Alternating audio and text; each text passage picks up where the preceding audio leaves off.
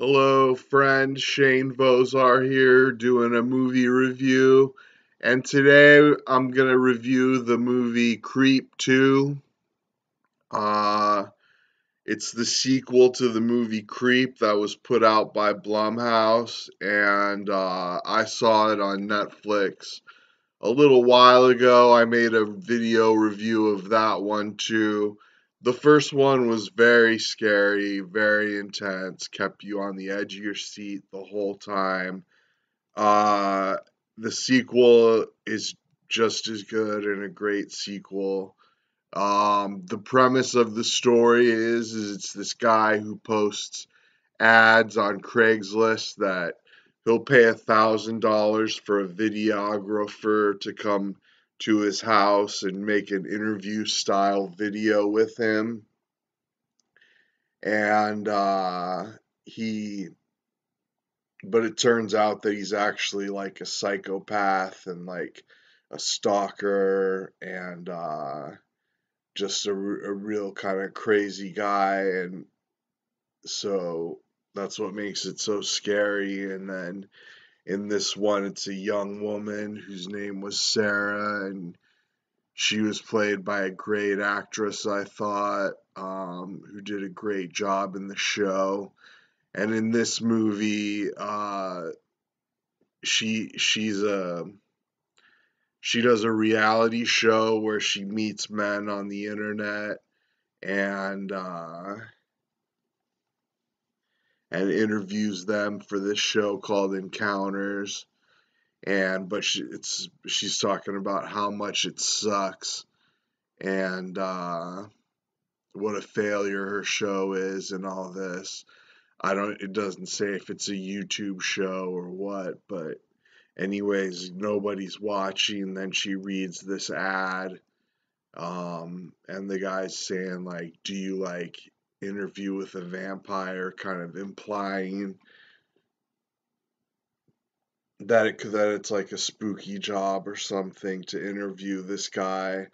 And in this one, our killer, whose name escapes me right now, is older. He's 40 years old, which I'm about to turn 40 this year. And he's like an established serial killer who's killed many, many people. And but he's kind of tired of it, you know. It's not fun for him. It's just like a job now or something, but he's just kind of wore out on it, wants to do something different, and that's the theme of the movie he wants to make, is how he wants to change his life and uh and tell his life story and open up. And uh it's really good. I was really surprised how quick this one flew by. It's only an hour and 20 minutes, and but it seemed to go by very fast. The first movie was so like suspenseful and awkward, and it just seemed like it kept going on forever. It seemed like because you were just so I was just so uncomfortable watching the movie. And this one, I went into it knowing what to expect and ready to see that type of movie. It's essentially a found footage movie because it's about somebody making a movie it's through their camera that we see. And so it's a little bit of a found footage thing, but really well done, and I didn't get seasick or anything watching it. At least it's a found footage about a cameraman, so you can expect a little better camera work than some of the found footage movies where the camera's just shaking and you're like getting nauseous and dizzy the whole time. This movie doesn't have that. I felt it was really well shot. The acting, of course, is superb. Like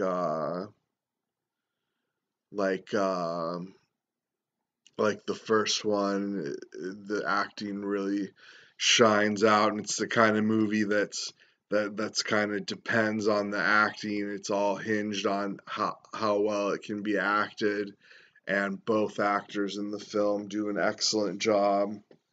And I really recommend it. If you haven't seen Creep 1, watch Creep 1 first. And I apologize for spoilers and stuff, but definitely watch Creep 1 first and then watch Creep 2. They're both on Netflix right now. They're real cutting edge horror films. And what's cool about them is like I could make a movie like this. You know what I mean? With two actors, one camera, one location. Like the first one had a super low budget, I think. I heard this one had more of a budget.